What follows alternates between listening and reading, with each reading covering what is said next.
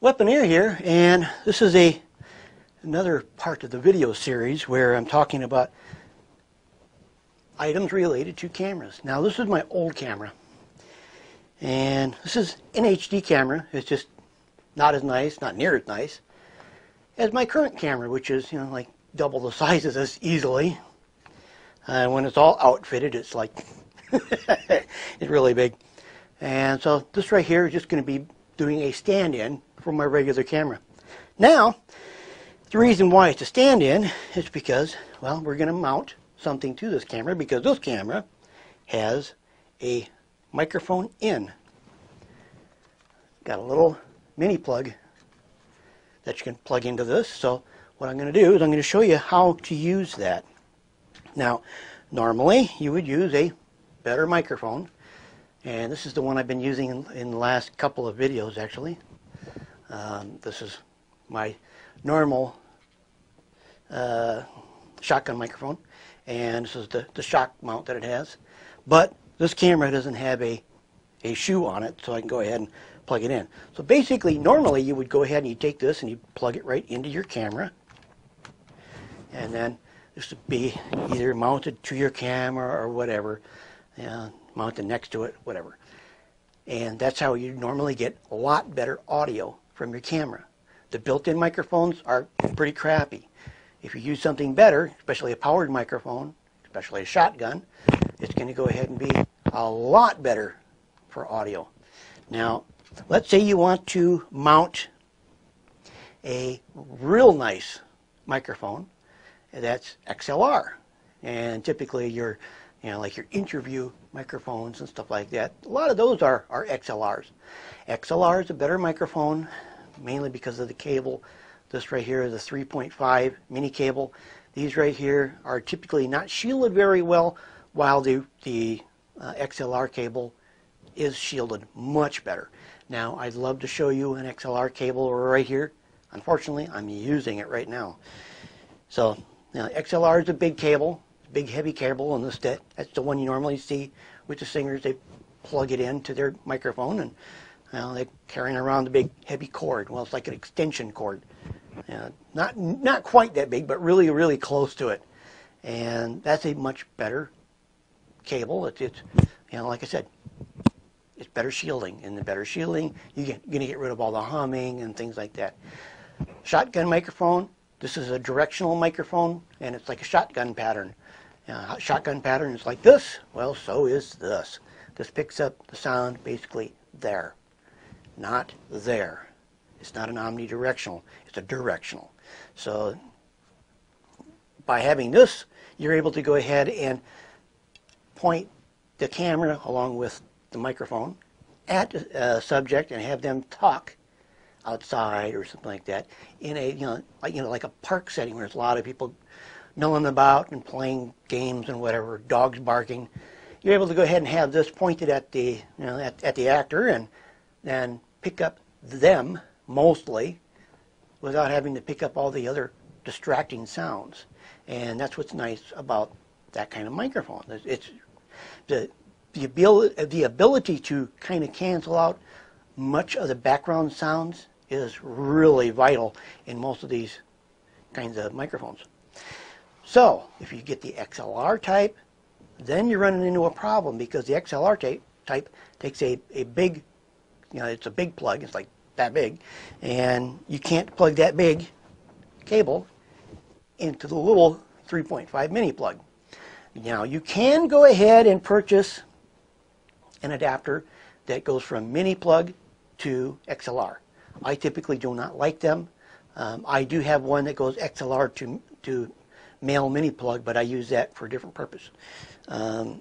Typically, the best solution, if you want to use more than one XLR, you would use an XLR adapter. This right here is the XLR2. I see it right there. And this is an XLR adapter from Studio One. This adapter solves all your problems. This is what I use. This is the one I actually almost always use. This is always underneath my camera, but today, the first time it's not.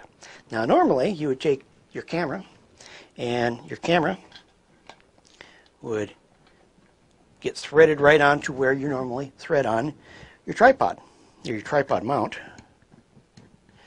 You've got that little plate. Well, I use a bigger plate. My plate's a little bit bigger than your normal Walmart tripod. So this right here, or yours, you take that and you just mount that to the bottom of the XLR adapter and just screw that on there.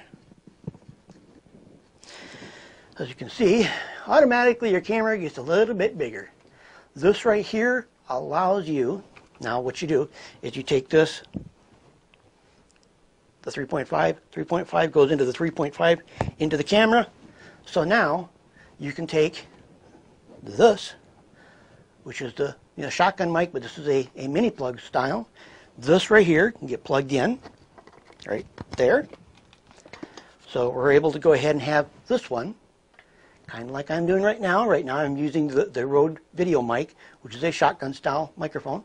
And I'm using that in conjunction with this one right here, which is a lapel microphone. This is it uses a mini XLR, but it's wireless. And because it's wireless to receiver, the output on the receiver is XLR. So the receiver gets plugged in to here, number 2. And let me go ahead and unplug this. And just a little basic description on this. Like I said, this is the XLR2. This is the version that mounts underneath your camera.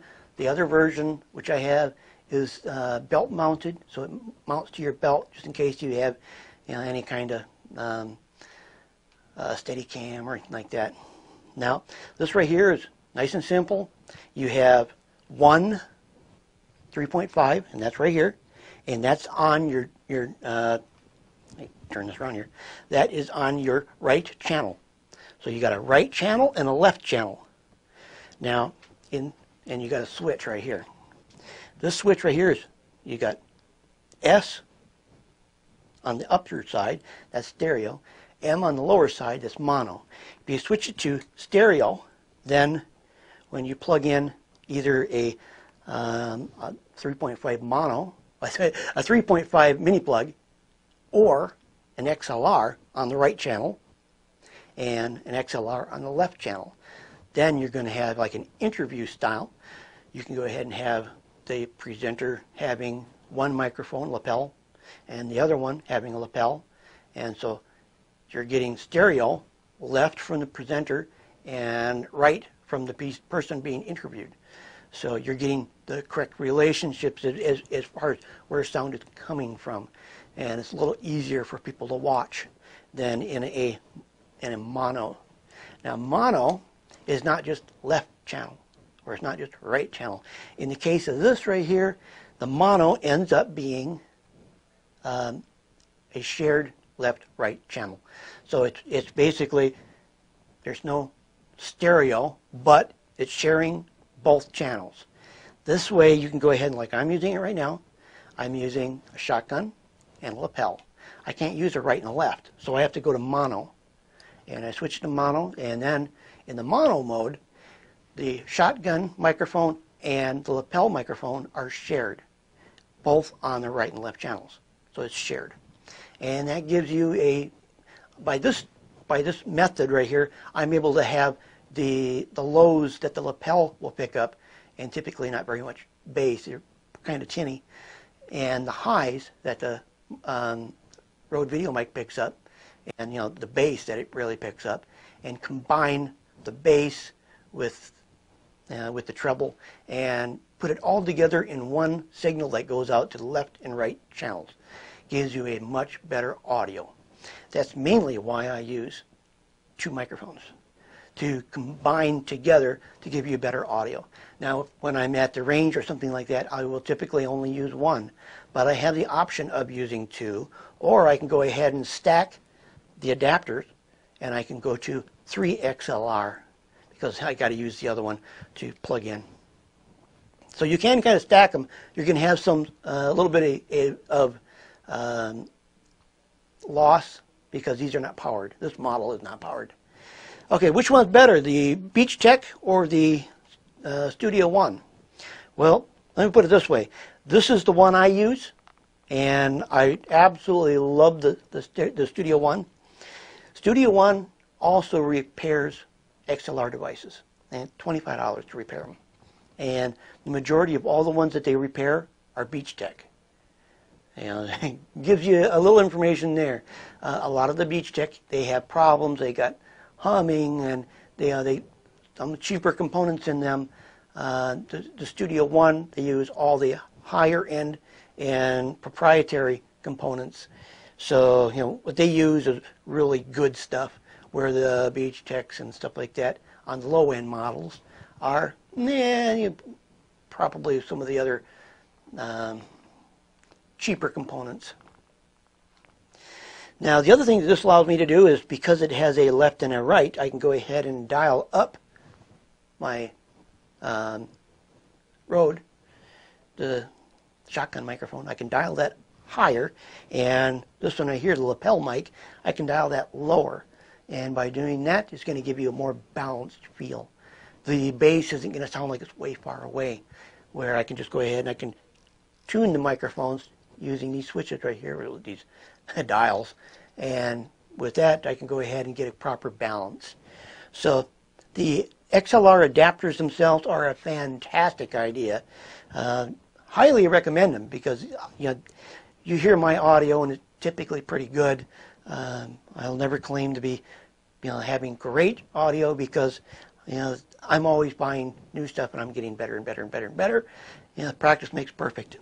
Now, because you can use the better cables, XLR, you're going to have less loss, you're going to have less hum, and all around better audio, as well as the ability to still use a 3.5. The Beach Techs have the same style.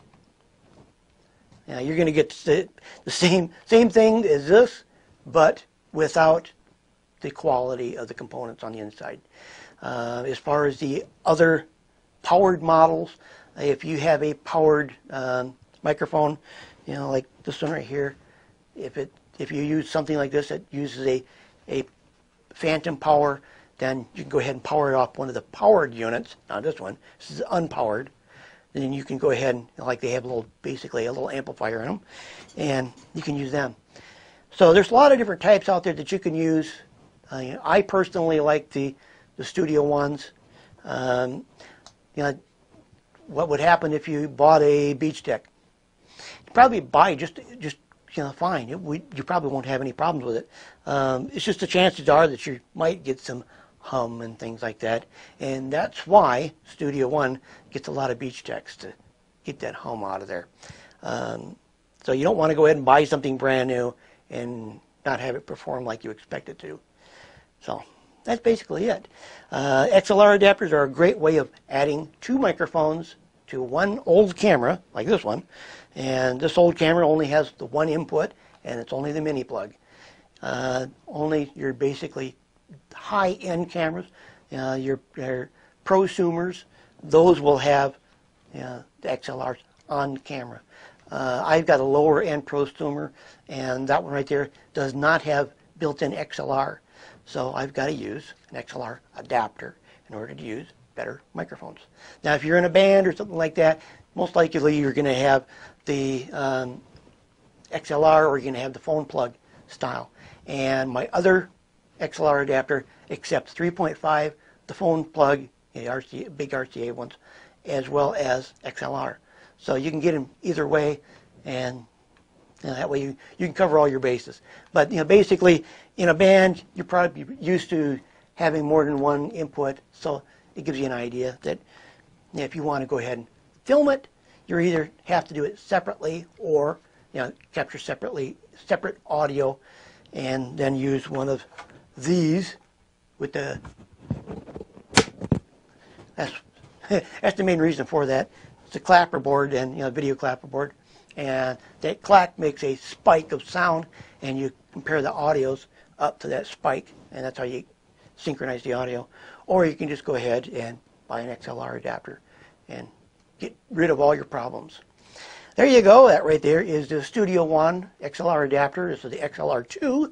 and highly recommend it. It is a beautiful one. This is the one I prefer to use rather than my other one. The other one's a studio one as well, but it's the belt model. And this one right here, it adds everything I need to it, plus it looks cool. So there you go. Any comments or questions, leave it below. Don't forget to subscribe to my channel. I cover everything. And don't forget to rate my videos, because how else do anybody know about them? There you go. I'm Weaponeer, and I'll catch you in the next one. What you want? What you want? Come on. What you want?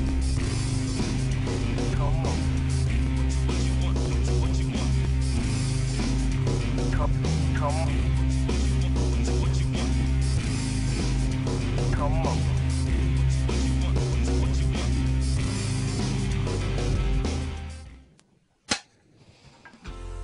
Other correction.